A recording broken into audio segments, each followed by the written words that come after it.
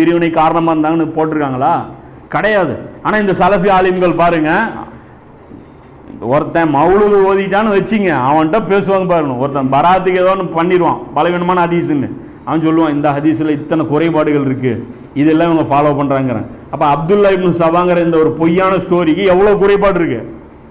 அப்போ ஷியா சுன்னி கான்ஃப்ளிக்ட் எங்கேருந்து ஆரம்பித்தது, முஆவியாவும் அதாவது முஸ்லீம்கள் 2 கேங்கா எப்படி போனாங்கங்கிறது ஹதீஸ்களில் தெளிவாக இருக்கு. ஆனால் அதிலிருந்து என்ன பண்ணுறாங்க, டைவர்ட் பண்ணி மாற்றிடுறாங்க. இந்த டைவர்ட் பண்ணுற புத்தி தான் இன்றைக்கும் இருக்கு.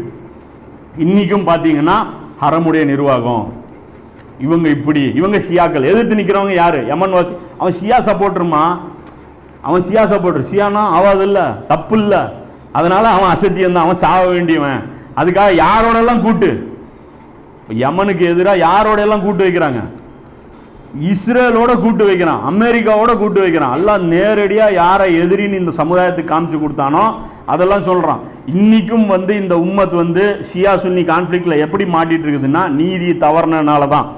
அதனால பாருங்க, நபி ஸல்லல்லாஹு அலைஹி வஸல்லம் சொல்றாங்க, அந்த புகாரியில் வரக்கூடிய அந்த ஹதீஸ் 2648 3475, அதாவது அந்த மக்சூமி குலத்தை சேர்ந்த ஒரு பெண் திருடிடுறாங்க இல்லையா, இந்த குறைஷியிலே உயர்ந்த குலத்தை சேர்ந்த ஒரு பெண் மக்கால திருடிடுறாங்க. அந்த குற்றவாளி கொண்டு வர்றாங்க நபி ஸல்லல்லாஹு அலைஹி வஸல்லம் அவங்கள்ட்ட.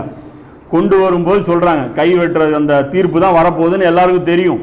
ஆனால் ரசூலுல்லாஹ்ட்ட எப்படியாவது பரிந்து பேசி இந்த தண்டனையிலிருந்து வாபஸ் இது பண்ணி கொடுத்துடணும், விலக்கு வாங்கி கொடுக்கணும்ட்டு உஸாமா ரலியல்லாஹு அன்ஹு அவங்கள கூப்பிட்டு பேச சொல்றாங்க. அவரு தான் ரொம்ப விருப்பமானவர்ன்ட்டு.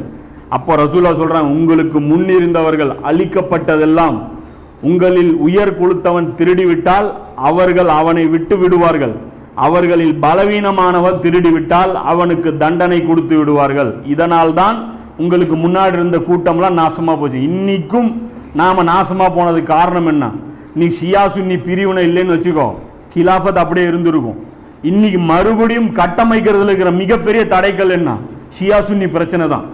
இன்னைக்கு இந்த பிரச்சனையில நம்ம சரியான ஒரு ஸ்டாண்டு எடுக்கல அப்படின்னா கண்டிப்பா தஜ்ஜால் வந்தாலும் தவறான ஸ்டாண்டு தான் நம்ம எடுப்போம், மஹதி அலைஹிஸ்ஸலாம் வந்தாலும் தவறான ஸ்டாண்டு. ஏன்னா நாடுகள் பிரச்சனை தான் அதெல்லாமே. மஹதி அலைஹிஸ்ஸலாம் நீங்கள்லாம் யாரை குறிக்கும், டீ கடையில் உட்கார்ந்துட்டு இருக்கிற என்னையும் உங்களையும் குறிக்காது, கவர்மெண்ட்ஸை குறிக்கும். நீங்கள் மூன்றாவது நீங்களும் ரோமர்களும் சேர்ந்து ஒருவருடன் போரிடுவீர்கள் இருக்கும். அப்ப யாரை குறிக்கும், இப்ப நீங்கள்லாம் யாரு, முஸ்லிம் நாடுகளில் குறிக்கும். இப்போ போருக்கு நாமளா போக போறோம், நாமளும் ரோமர்களும் நம்மளும் இங்கே வெளியே இருக்கிற ஒரு ஆல்பர்ட் அல்போன்ஸும் கூப்பிட்டு நம்ம போக போறோமா, ஆர்எஸ்காரன் அடிக்கிறதுக்கு போக போறோம். இதான் நடக்க போகுது, இது கிடையாது.